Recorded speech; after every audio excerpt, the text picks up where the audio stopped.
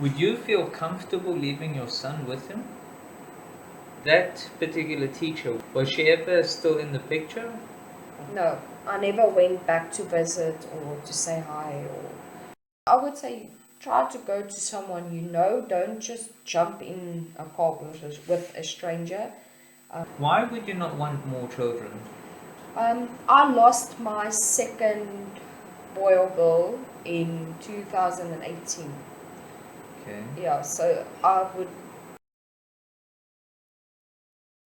Going through the experience that you went through, would you ever get involved as well, or stand your ground?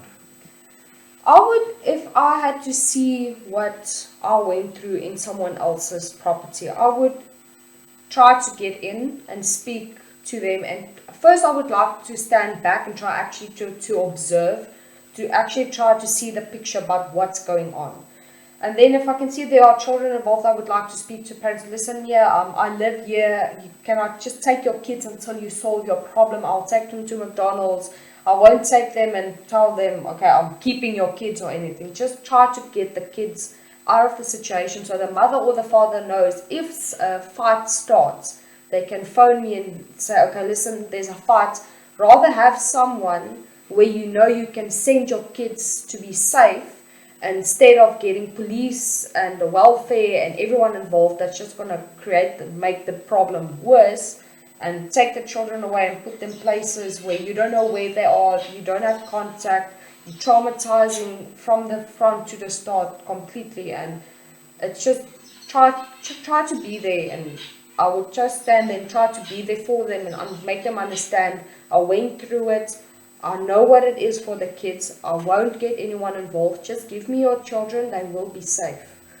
Then I personally would try to get involved. And if they start fighting with me, as usually that would happen, then you phone the police and then you get people involved just to make sure that nothing happens to the children. You talk about welfare. Do you think that the welfare, if the welfare would have taken you, would have helped you or not? I don't think so, because at the end of the day, they're going to take me away and put me with new people. So, with other words, it's going to be like a new mother and a new father, and you never know if they are going to treat you the way that you need to be treated. Because how many you hear of stories of how many people that's actually going through worse abuse in foster homes than actually by their own homes. And it's actually very scary, because you're actually being taken away to a place where you're supposed to be safe, and then you're actually put into a place with worse circumstances. Sometimes it works out and you get to a place where people are actually treating you the way, and you're one of the lucky ones, because it's a 50-50 chance. It's a gamble you're taking, because you never know how people and their personalities are until you are living with them behind the closed doors. Because what in front of when the curtains are open, you're one person, but when those curtains closed, what's the true personality that comes through? Do you think if you, when going back in time as a child, it would have been great to have gone to your neighbors, neighbor by neighbor by neighbor, until finding some family that would have started listening to you? I would it There's a possibility, but it didn't work for me, because the whole streets knew about what was going on by our house, and none of them came to rescue, because there was even a ADT group for when someone breaks in and everyone is added to the group. And every time they would just put on the group number, this number about this address is fighting again. Can you please sort it out, or can you please keep quiet? Nobody actually came and thought, okay, but what about the kids? Let's go and take the kids out of the situation. I actually once was in a situation where I took a kid out of the situation and kept the kids with me for the night, because the mom and dad were fighting extremely bad. And I went and I fetched the kids and I kept them with me. And that, I would say, helps a lot. If you can find someone that would be willing to come and fetch you and protect you and keep the people out, who would be willing to phone the police if the people causing the problem tries to come and fetch you. That I would say would help. But the neighbors, people are too scared to get involved. Because and nowadays, if someone gets involved, at the end of the day, they are being blamed for the situation. So people are too scared to get involved. In terms of, these kids that you've picked up, and let's say someone did that to you, most parents teach their children of never getting in the car with a stranger. Do you think that having gone with someone would have helped, or would have actually, let's say they never brought you back to your family? Now, I would say try to go to someone you know. Don't just jump in a car with a stranger. Because I was working for the people actually in which the circumstances happened. So the children, they knew me and they knew they were safe. But otherwise, I would not recommend just jumping in a car with anyone, because that can just make the case worse. Because when I did that, for example, going to Newcastle, there was cases about abduction that was open against my husband, and that he was sex trafficking, and I don't know what my mother was thinking when she opened these cases, but she was cross. I ran away. So she opened all of these cases, and that can become a very ugly story. So make sure it's someone that knows your circumstances and they know you, because otherwise it can become very ugly. Why do you think your neighbors were too scared of getting involved in this?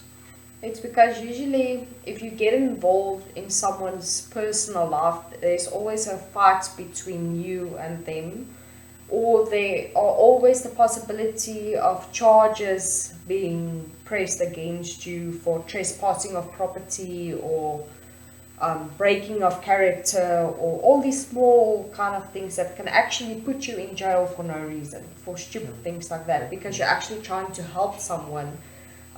If you get involved like in a fight and they hit you by accident, and you flip your switch and you start fighting back, they can open a assault case against you, and you can actually end up in jail. So people are scared to get involved because of all the consequences. Because in the old days, people used to sort things out man to man, face to face. But in today's people, it's for them, it's quicker. I'm going to take you to the lawyer and see what I can get out of you. And that's why people, they don't want to get involved anymore. What do you think would have solved the problem for you? To be honest, I think if alcohol could just disappear from earth, that would have changed a lot. Because alcohol was the biggest problem in my life growing up. That's what caused us to lose everything, and from all the fights and the anger and all those things. Okay, so you would say that the reason for all the fighting is caused by the alcohol, and it was actually never like a personality issue. Yes, my stepdad, he has actually, if you know him while he's not drunk, he actually has the most wonderful personality. Sometimes he still can get very mad, but everyone has that in them. You always get one day where you can actually flip out. But for animals, the love he gives for animals, and any animal would go to him, any child would go to him. But when he drinks, he's a different person. And after, when I fell pregnant, that's when he actually, his drinking came down to a minimum. Wow. When he actually became a grandfather, that's when he changed. How regularly would fighting be? When I was younger in primary school, as my psychologist says, it's not, I can't remember as much, because I would remember glimpses and glimpses, but I would remember how the fight would start, but I can't remember the end, because it's the brain's way of protecting you against trauma from when you were younger. I can remember a very few fights. My mother's ankle was the one I broken, and she had to walk to the hospital with me, as he was kicking her and all those kind of things. Moving on, and through high school, it was constant. We're talking about maybe 2 to 3 times a week, maybe more, sometimes the whole week. And every December the 31st, it would be a problem, because on December 31st, his mother passed away. So it was very hard way for him to progress the death and everything. So every New Year's he would get extremely drunk, and it would be a big fight, and It happened constantly. What do you think made him change from reduce the amount of drinking because he became a grandfather? I think it's because he knew that if I walk out of that house and I said he won't have a right to see my child because he's my stepdad, he's nothing from me. So I could easily say, okay, sorry, you're not a grandfather to my child because you're biologically nothing related to me. I don't want you in my life. I could have made that decision easily and removed from him with an restraining order and everything. But after the way he changed when my son was born, I decided to accept him as a grandfather for my son because since the day he was born, he was there in the hospital with me every day until my son was born, and he helped me a lot actually. Wow. Yeah, he changed completely when my son was born. When he first found out, it was a big fight, and even the day I told them, okay, listen, I'm actually moving out. There was a big fight. The police got involved because they didn't want to give us our stuff to let us go because of the fact that he thought he was going to lose me forever. Because I always, when I was younger and fighting, I would always tell him, you know what, the day I get out, you won't see me ever again. So I think he had that fear of me pushing him away. And just after when he finally realized I'm finally accepting him as a father, he changed completely. Would you feel comfortable leaving your son with him? Yes. And why the change? The way he cares for him, he's always walking around, and he's walking strange because after the operation, his leg is actually a bit shorter than the other one. So when he's walking, it's actually he's limping. But when we were there, I went to visit him last year, and the way he was always running around after him, we got him a big toy car, and he's always trying to feed him. Even if he doesn't want to eat something, he'll go to the shop and he'll go buy him something else just to get him to eat something. Because he always believes a child needs to eat 24/7. He's always trying to feed him and play with him, and I trust him. I would know my son is safe with him because he changed completely. Okay. He's a different man. Do you think it's your son? Do you think that things might have not changed if you had a daughter? No, because at this moment we are fighting with the grandmother and grandfather because they're asking us when is the new one coming, and I'm like, no, the factory is closed. One is enough. Oh wow, wow. No. Why would you not want more children? I lost my second boy or girl in 2018. Okay. Yeah, so it's that fear of having it again, and anything can happen. It's a constant stress, and also with my heart problem, heart condition. The last time I passed out and I came back, I might not be that lucky next time. So I'd rather spend my life with my son. But if it does happen in the future, I would definitely be over the moon happy about it. I would look forward to it. But if it doesn't happen, it won't bother me. But if it does happen, it would be, for me, it would be a sign from God that, okay, it's time for you to be a mother again. Okay. For a small baby. Would you ever consider adopting? I did actually. There was this one girl in my school I wanted to adopt. I loved her to bits, and she also was going through some things, and I could relate to what she was going through, and I just wanted to. I was even willing to go to the mother and tell her, listen, yeah, I know what your daughter's going through. If you want, she's more than welcome to come sleep on my house and then go back to you guys whenever there's problems or things. But that time I was still I kept my mouth about what was going on. And eventually when I lost her, and she left the school. And I don't know how it's going with her. I don't know if she's happy. And that hit me hard. And that's when I realized I need to be the voice for the children out there who doesn't have a voice. because it hurts, because they know there's no one there for them. But I need to remember there's always someone that cares, and there's a way to get through. You just need to find a way to get through your circumstances, because at the end of the day, it's going to be worth it. I know you mentioned about the teacher, I think you said Labaskafni.